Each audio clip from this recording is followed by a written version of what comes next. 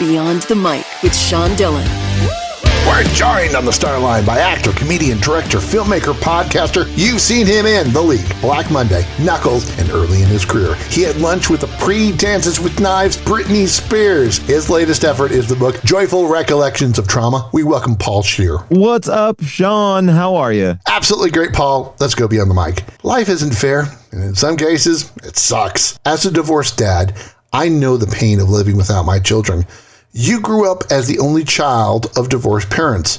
What makes your wife, June, such an anchor for your heart? You know, for me, when you can find somebody that can accept you for who you are, I think that's really the most important thing about having a good relationship. And I think some people try to hide who they are, and it's going to eventually come out. So when I started dating June, I made a decision. I was like, I'm going to be the me that is me. I'm not going to try to be perfect. I'm just going to be that. And I think that that's really helped us and connected us. And we have bonded over knowing that we accept each other for our own faults. We love each other. We can make mistakes. We can always get back from them. There's never a fear that there's not something we can't get over with June and I. You said, quote, auditions and gigs will come and go, but in a career as hard as this, the most important thing is having people who will get your back on and off the stage, unquote.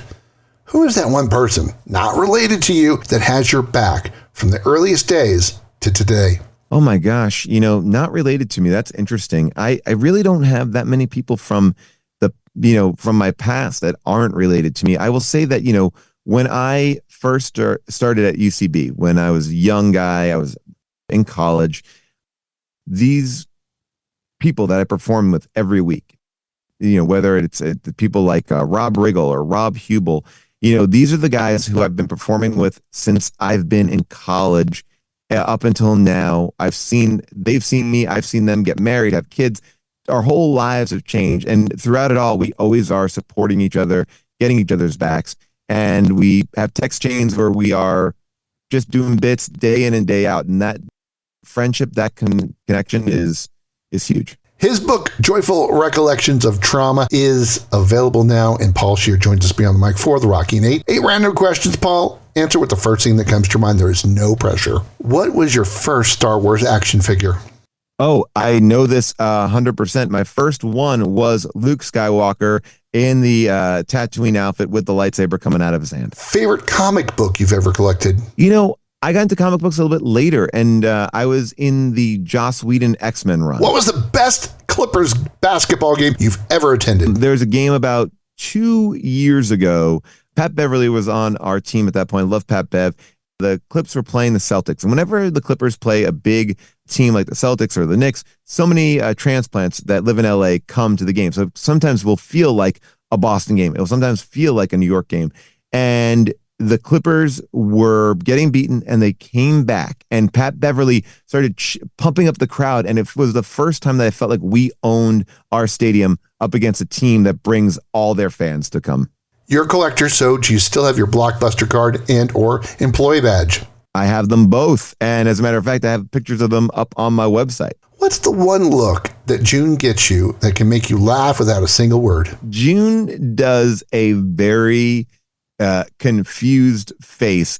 It makes me laugh so much because it's like, it almost is cartoon-like in the way that her eyebrows arch and she pulls almost her whole face in. It almost looks like she sucks her nose in when she is doing this confused face. It kills me. Best place in New York to get a meal? Oh my gosh. Well, look, if you're talking about New York, the best place to get a meal is any street corner with pizza on it, because it's the pizzas that cannot be beat.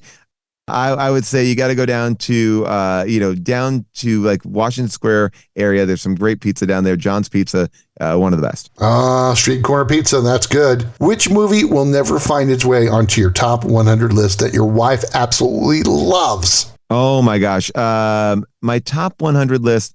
I would say that my wife loves, that's a really, really good question. I think I'm going to just say it for lack of any other one. The movie where Lily Tomlin and Bette Midler play twins, like the City Slickers, or I forget the name of it, Big Trouble, maybe Big Trouble, or I don't know, but I know that they play twins. What makes you laugh? I love being entertained. I love comedy. So honestly, it could be anything. I just saw Rory Scovel's special, which I thought was hilarious. I love Alan Partridge. His books on tape and podcast make me cackle in the car. My wife makes me laugh. My kids make me laugh. To me, I am not an entertainment snob. I want to be entertained. So yeah, I will get it any which way I can. Let's sneak in one more with the author of Joyful Recollections of Trauma, Paul Scheer, beyond the mic. You faced your share of bullies growing up, but your son Gus changed your life completely. How did those 10 fingers and 10 toes change the way you dealt with anger forever? I think that when you have a kid, you start to see your own childhood through their eyes, right? You're protecting them. And in this moment, you see how small they are, how helpless they are. You start to have empathy and sympathy for yourself and for the people who raised you. So in that way, that connection to my child really helped me write this book, because I was able to look back, not with anger, but with empathy and love and humor. It's time for one big question with Paul Scheer, beyond the mic. Adversity is your pal. You fought it, hugged it, kicked it in the ass. Why should people read this book? And how has adversity and the fight you gave it made you a better man? For me, anything that is worth its salt connects with you on some level, right?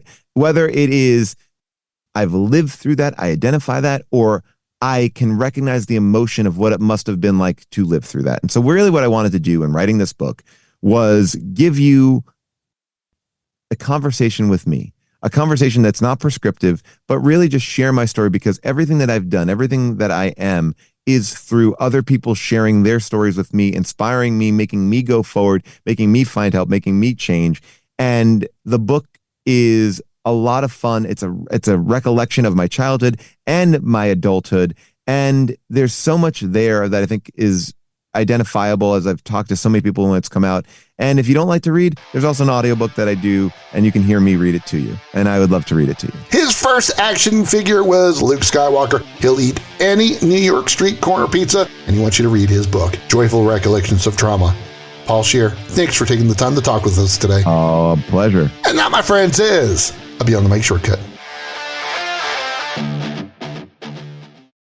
If you're enjoying these conversations, please check out another Beyond the Mic episode to find more actors, artists, and people you need to know. We'd also appreciate a like and subscribe on the Good Pods app.